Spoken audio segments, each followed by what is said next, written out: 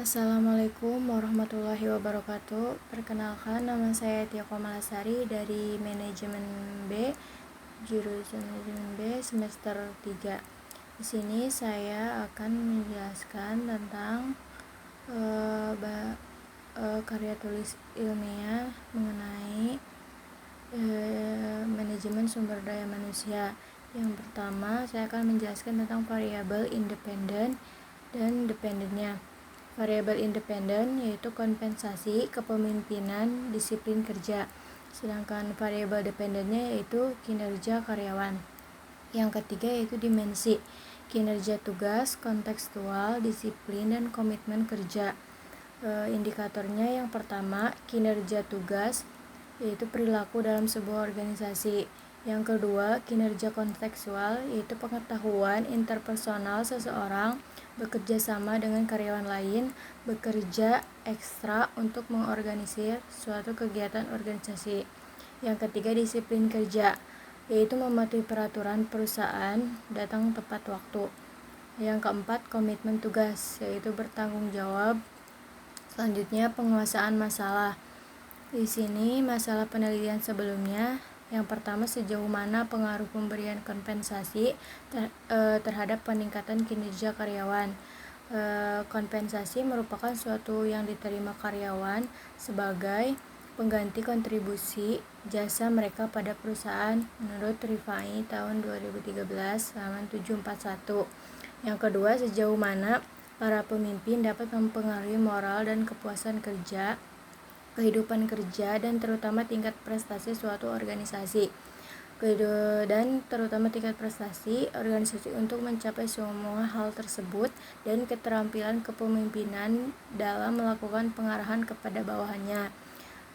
Yang ketiga, disiplin kerja, yaitu menurut Davis dalam Mangkunegara tahun 2011 mengemukakan bahwa disiplin kerja dapat diartikan sebagai pelaksanaan manajemen untuk memperteguh pedoman-pedoman organisasi. Selanjutnya, keterkaitan antar variabel dependen dan independen. Hubungan antara kompensasi terhadap kinerja.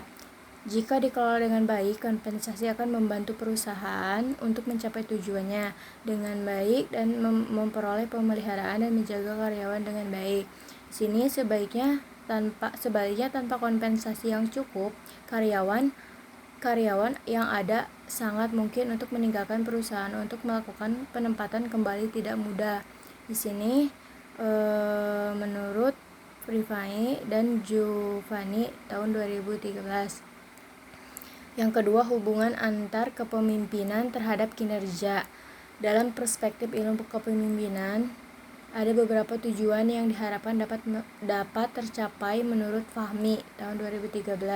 Salah satunya adalah perubahan yang dilakukan pada sisi manajemen dan bertujuan untuk menciptakan kinerja yang lebih baik dan lebih jauh lagi pihak pemimpin perusahaan dengan turut serta memberi perhatian kepada karyawan. Sini pemimpinan sangat berpengaruh penting terhadap kinerja karyawan. Yang ketiga, hubungan antara disiplin kerja terhadap kinerja. Sini menurut Hasibuan tahun 2019, kedisiplinan merupakan fungsi operatif manajemen sumber daya manusia, di mana yang terpenting karena semakin baik disiplin karyawan, semakin tinggi prestasi kerja yang dapat dicapainya, yaitu organisasi perusahaan mencapai hasil yang optimal. Selanjutnya, untuk outline, yaitu yang pertama judul, yaitu pengaruh pemberian kompensasi, kepemimpinan, dan disiplin kerja terhadap kinerja karyawan. Yang kedua, abstraknya, yaitu berisi tujuan penelitian, hasil dari penelitian secara ringkas. Selanjutnya, yang ketiga, bab 1 untuk pendahuluannya, yaitu latar belakang, berisi alasan masalah tersebut diteliti, kemudian penjelasan tentang kompensasi, kepemimpinan, dan disiplin kerja secara singkat, serta bahasan tentang penelitian sebelumnya. Selanjutnya, untuk perumusan masalahnya, yaitu berisi pertanyaan-pertanyaan tentang variabel yang akan dibahas, yaitu pengaruh kompensasi, kepemimpinan, dan disiplin kerja terhadap kinerja karyawan.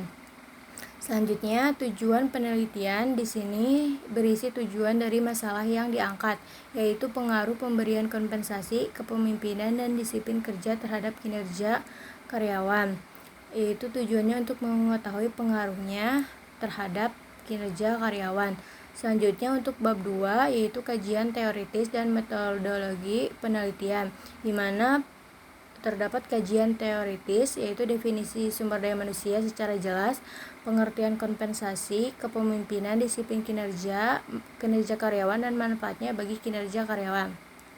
Yang kedua, kerangka berpikir, yaitu menjelaskan alur berpikir tentang bagaimana masalah yang akan dibahas, yaitu tentang kompensasi, disiplin terhadap kinerja karyawan. Metodologi penelitiannya yaitu metodologi yang digunakan oleh saya, yaitu metodologi kuantitatif, teknik pengumpulan data, kuesioner populasi sampel, dan perusahaan. Sekian penjelasan dari saya. Assalamualaikum warahmatullahi wabarakatuh.